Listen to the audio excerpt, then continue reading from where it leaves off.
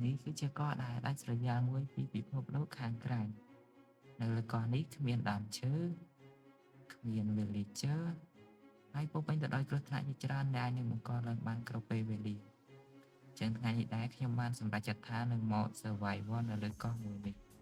ប៉ុន្តែដើម្បីឲ្យការ survival នេះមកទៅកាន់តែមានភាពទាក់ទាញនោះខ្ញុំបានដាក់ word នេះគឺជា word វគ្គ hardcore ចឹងបើសិនបើយើងត្រូវស្លាប់នៅលើកោះនេះនោះអ្វីៗវានឹងបញ្ចប់សពគ្រប់ហើយអូខេហ្នឹងហើយអ្នកគ្នាអញ្ចឹងឥឡូវគឺថាខ្ញុំបានចូលមកដល់ក្នុងហ្គេម Minecraft ហ្នឹងហើយអញ្ចឹងខ្ញុំមកហ្នឹងគឺមកពីអ្នក project ដែរហ្នឹងហើយអញ្ចឹងនៅថ្ងៃទៅមុខទៀតអាចនឹងមានមិត្តភក្តិខ្ញុំផ្សេងៗគាត់នឹងចូលមកលេងដែរអញ្ចឹងឥឡូវយើងចាប់ផ្ដើមពីលើមកទៅអញ្ចឹងដោយសារតែវាអត់មានដើមឈើមានអីទេអញ្ចឹងហើយគេមានឲ្យ item យើងខ្លះដែរអ្នកគ្នាអញ្ចឹងគេមានឲ្យកូនឈើហើយនឹងចំណីអាហារតិចតួចអញ្ចឹងឥឡូវយើងចាប់ផ្ដើមយកកូនឈើរបស់យើងទៅតាមសិនទៅគឺវារៀងថ្លៃតិចដែរដោយសារតែយើងធ្លាប់តែលេង Minecraft គឺយើងត្រូវកាប់ឈើមុនអ្នកគ្នាតែឥឡូវយើងត្រូវការដាំដើមឈើហើយយើងកាប់តាមក្រោយអញ្ចឹងហើយវារៀងខុសប្លែកតិចដែរអញ្ចឹងបន្ទាប់មកទៀតខ្ញុំបានចូលមកលូតនៅ shipwreck ហ្នឹងដែរដោយសារតែតាមដែលខ្ញុំធ្លាប់ចាំគឺនៅ shipwreck ហ្នឹងគឺមាននៅបានដែរអ្នកគ្នាមានឆេះមានអីនៅក្នុងហ្នឹងដែរអញ្ចឹងយើងឃើញមួយហើយឥឡូវយើងចូលធ្វើលូតមកទៅអញ្ចឹងនៅក្នុងនោះគឺមាន iron មានអំណោះ trim ហើយនឹងយ៉ាងហ្នឹងហើយកតិចដែរកតិចមាសអីតិចតួចហ្នឹងឯងអញ្ចឹងឥឡូវយើងកាប់ធ្វើទៀតមក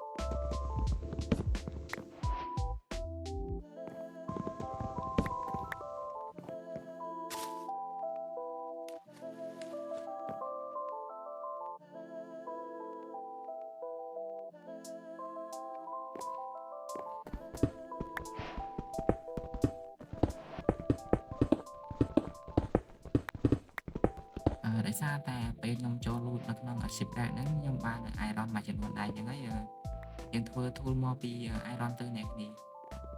ចាបន្ទាប់មកទៀតហ្នឹងឃើញថាដើមឈើរបស់យើងគឺបានធំហើយអញ្ចឹងយើងត្រូវមានការងារត្រូវធ្វើទៀតហើយគឺយើងត្រូវកាប់ឈើហ្នឹងឯង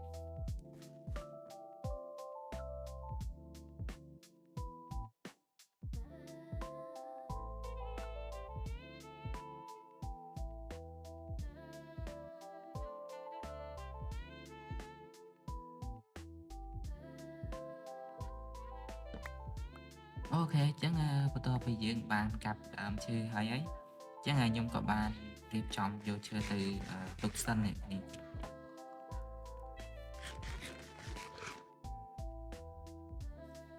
ចឹងពេលដែលខ្ញុំកំពុងតែដើរ explore នៅជិតៗហ្នឹងគឺថាអត់ដឹង villager ប្រហែលក្បាលហ្នឹងវាមកពីណាទេវាបានដើរកាត់ហ្នឹងដែរអញ្ចឹងហើយខ្ញុំបានឲ្យ project ដែរទៅសម្លេះវាចោលហ្មងទៅអញ្ចឹងខ្ញុំបានធ្វើ shield មួយដើម្បីការពារដែរ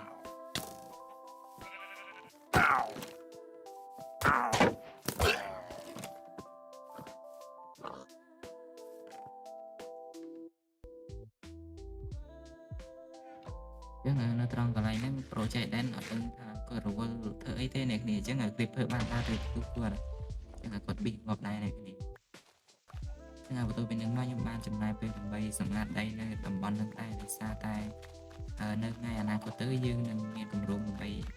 សាងសង់ផ្ទះសាងសង់អីដែរចឹងណាចឹងយើងសម្ងាត់វាឲ្យមកទៅចឹងបន្ទាប់ពីយើងសម្ងាត់ដីហើយដើមឈើរបស់យើងក៏បានធំហើយដែរអញ្ចឹងការងារបន្ទាប់របស់យើងគឺយើងត្រូវកាប់ឈើហ្នឹងឯង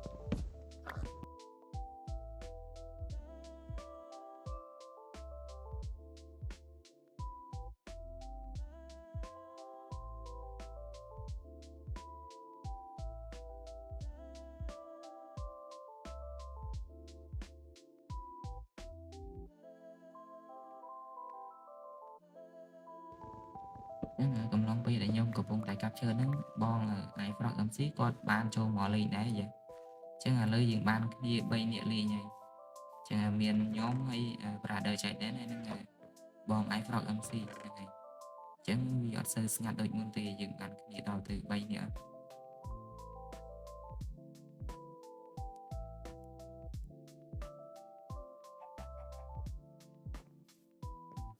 អូខេអ្នកគ្នាអញ្ចឹងគម្រោងរបស់ខ្ញុំបន្តទៀត ខ្ញុំគិតថាខ្ញុំចង់ទៅរកម៉ាញ់រ៉ែម៉ាញ់អីសិនអញ្ចឹងណា ថាយើងអត់ទាន់សង់ផ្ទះឥឡូវទេសារតែឯអ្នកទាំងអីគឺថាអីវ៉ាន់ប្រើប្រាស់របស់ខ្ញុំគឺខ្ញុំធ្វើមកពីថ្មទេអ្នកនាងយើងអត់ទាន់មាន iron ក៏ដូចជា diamond អីប្រើប្រាស់ទេអញ្ចឹងហើយខ្ញុំគិតថាយើងត្រូវទៅ mine សិនទៅហើយចាំត្រឡប់មកវិញយើងនឹងសាងសង់ផ្ទះសាងសង់អីចឹងទៅ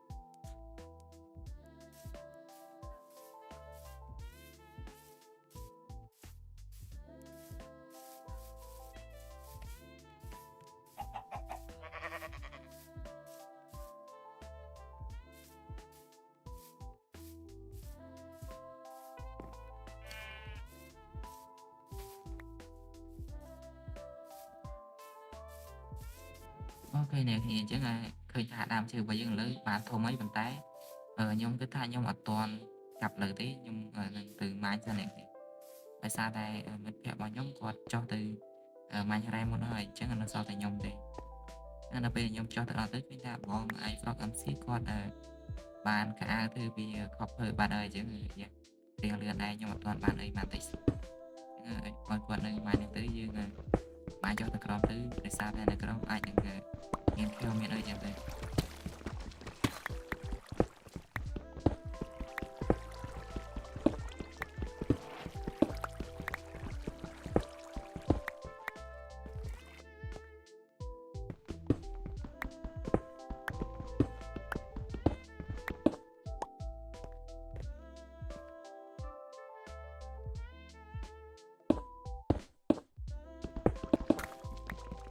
អូខេ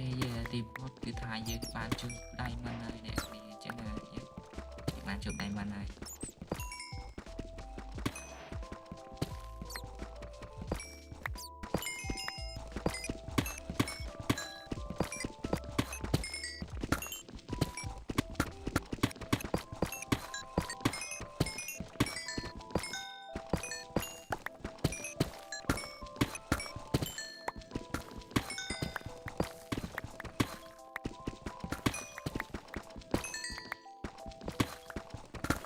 បន្ទាប់ពីនឹងមកខ្ញុំបានចំណាយពេលដើម្បីកាប់យកធ្យូងក៏ដូចជា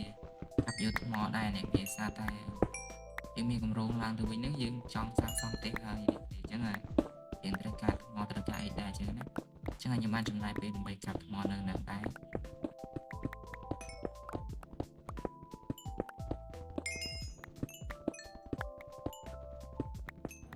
អូខេអញ្ចឹងបន្ទាប់ពីយើងបាញ់ហើយឥឡូវយើងបានឡើងមកដល់ខាងលើវិញហើយ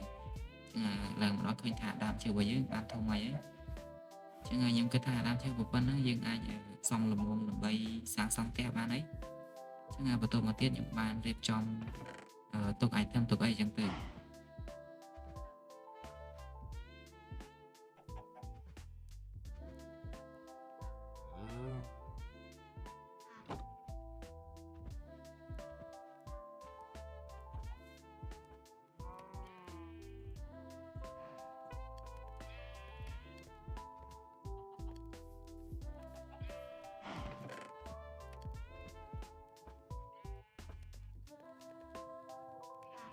ហ្នឹងហើយដោយសារតែខ្ញុំបាន diamond បានច្រើនដែរចឹងហើយ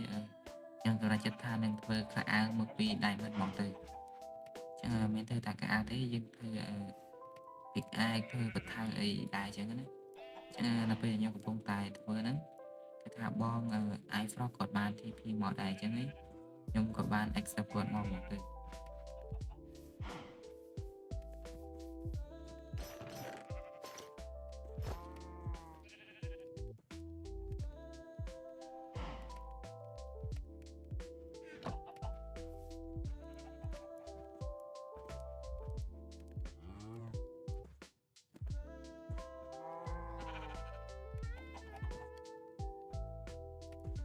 អូខេអញ្ចឹងឥឡូវគឺថាខ្ញុំបានខោអាវដែលធ្វើមកពី diamond ពាក់ហើយ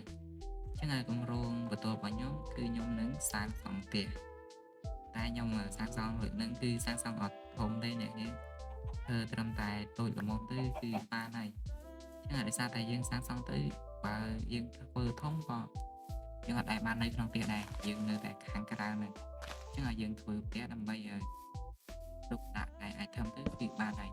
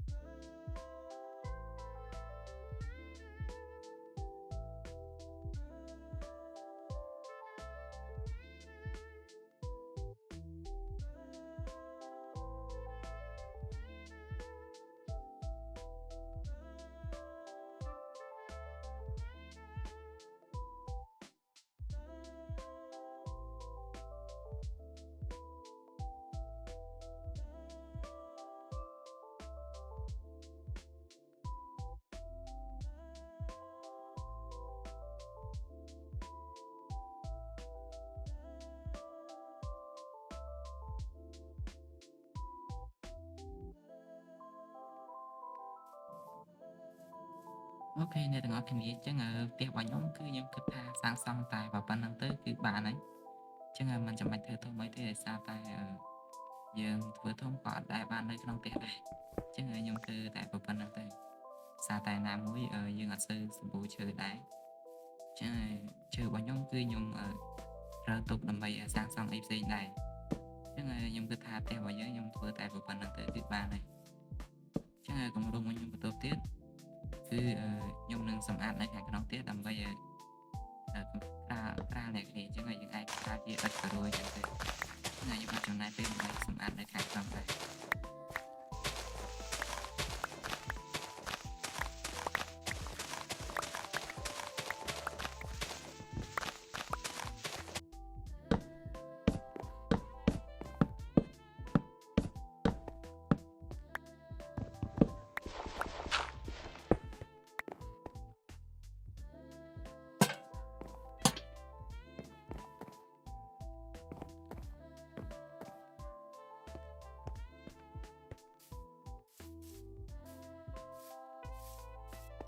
អូខេអ្នកគ្នាអញ្ចឹងបន្តមកទៀតខ្ញុំបានធ្វើស្អីគេអ្នកញ៉ាំស្គាល់ស្គាល់ឈ្មោះវាទេអញ្ចឹងអាហ្នឹងគេហៅបារ៉ែលត្រូវអត់អ្នកគ្នាអញ្ចឹងអធិស្ឋានបើខ្ញុំហៅខុសអ្នកគ្នាអញ្ចឹងខ្ញុំបានធ្វើអាហ្នឹងដើម្បីឲ្យយកមកដាក់តាំងនៅក្នុងផ្ទះដែរអញ្ចឹងណាអញ្ចឹងអាហ្នឹងយើងអាចទុកឲ្យធឹមទុកអីក្នុងហ្នឹងក៏បានដែរអ្នកគ្នាមិនត្រឹមតែដាក់តាំងអញ្ចឹងទេ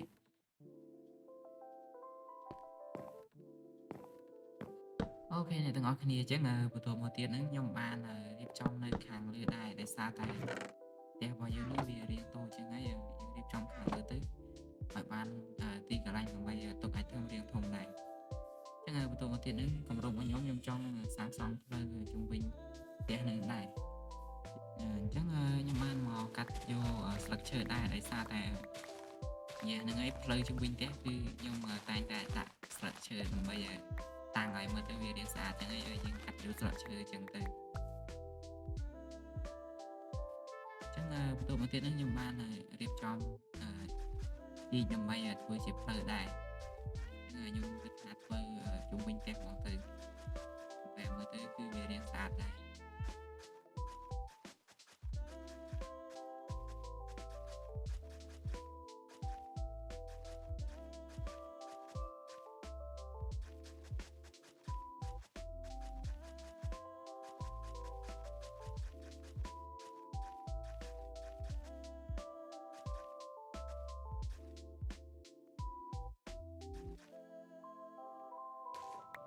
បន្តមកទៀតហ្នឹងខ្ញុំបានរៀបចំ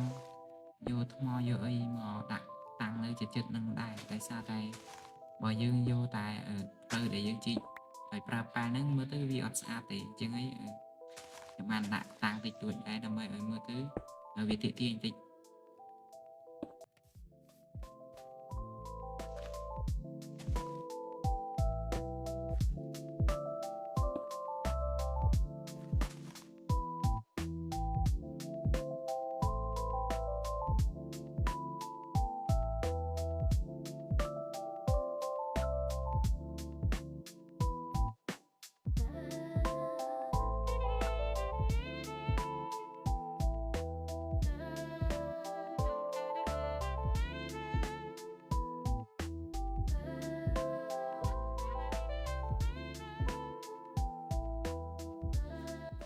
អញ្ចឹងបន្តមកទៀតហ្នឹងខ្ញុំបានរៀបចំដាក់តាំងអីគួរអីតិចតួចដែរបើសិនបើយើងធ្វើតែផ្លូវទៅទីទៅមើលទៅវារាងស្រឡះអញ្ចឹងហើយហ្នឹងហើយខ្ញុំបានដាក់តាំងជាមួយនឹងឈើដាក់តាំងស្លឹកឈើអីជុំវិញអញ្ចឹងទៅ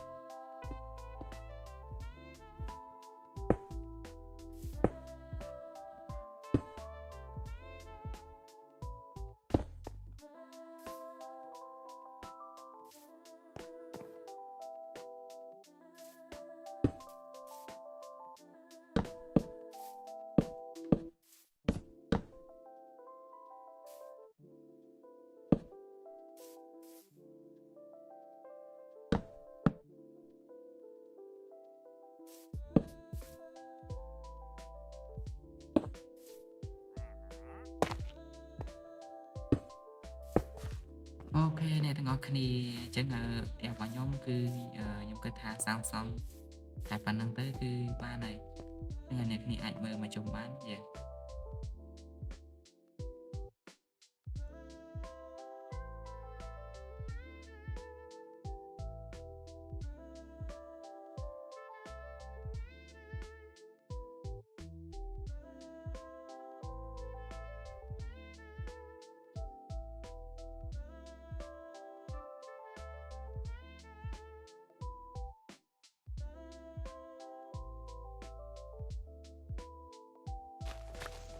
ចឹងបន្ទាប់មកទៀតហ្នឹងខ្ញុំបានចំណាយពេលដើម្បីសម្អាតដីនៅកន្លែងហ្នឹង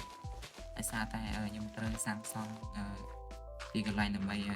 ដាំដំណាំរបស់អ្នកគ្នាអញ្ចឹងដោយសារតែយើងអត់ទាន់មានដំណាំទេហើយណាមួយចំណីអាហារយើងក៏រៀងខ្វះដែរអញ្ចឹងហើយខ្ញុំគិតថាខ្ញុំនឹងសាងសង់ទីកន្លែងដើម្បីដាំដំណាំអញ្ចឹងទៅហើយអ្នកគ្នាអាចមើលបានខ្ញុំគិតថាប៉ុណ្្នឹងទៅគឺវាសមមួយហ្មងអញ្ចឹងខ្ញុំគិតថានៅត្រង់កន្លែងហ្នឹងខ្ញុំសាងសង់របស់មួយដែលវារបៀបថាវាជាចង្ហាន់ដល់អ្នកគ្នាតែខ្ញុំអត់ស្គាល់ឈ្មោះទេអញ្ចឹងអ្នកគ្នាចាំមើលពេលខ្ញុំសាងសង់ហើយអ្នកគ្នាចាំមើលទៅហើយជួយប្រាប់ឈ្មោះផងខ្ញុំអត់ស្គាល់ទេ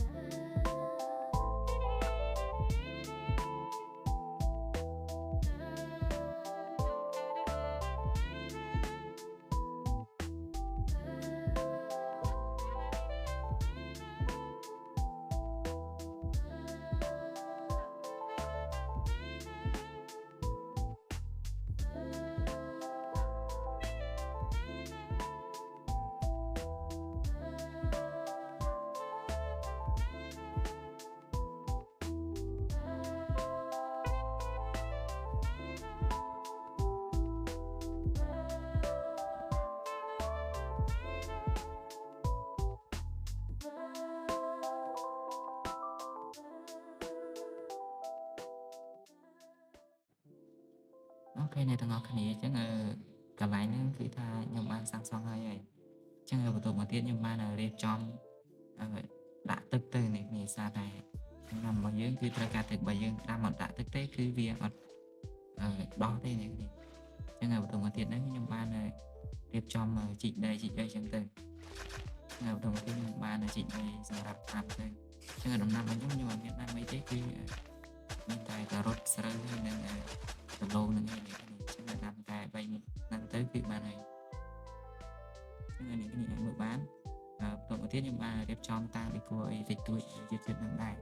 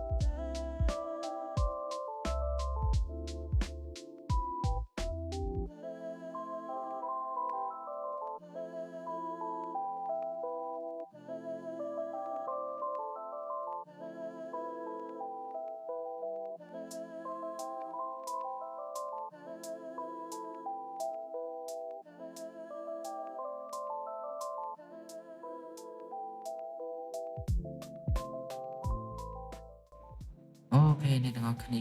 អញ្ចឹងឥឡូវគឺថាយើងបានសាងសង់អស់ហើយអញ្ចឹងកន្លែងដែលខ្ញុំសាងសង់មានដូចជាផ្ទះក៏ដូចជា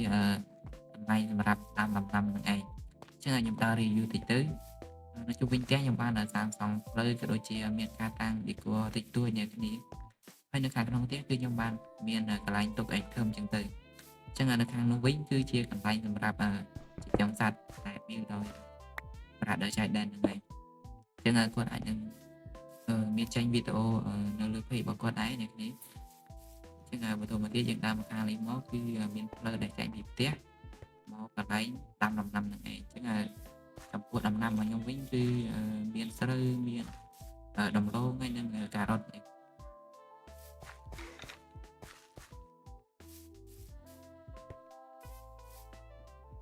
ហើយអ្នកគ្នាអញ្ចឹងវីដេអូរបស់ខ្ញុំក៏មានតែប៉ុណ្្នឹងដែរអ្នកគ្នាបើសិនបើយើងចូលចិត្តវីដេអូមួយនេះកុំភ្លេចជួយ like ក៏ដូចជា subscribe ឲ្យខ្ញុំនេះមួយផងអ្នកទាំងអស់គ្នា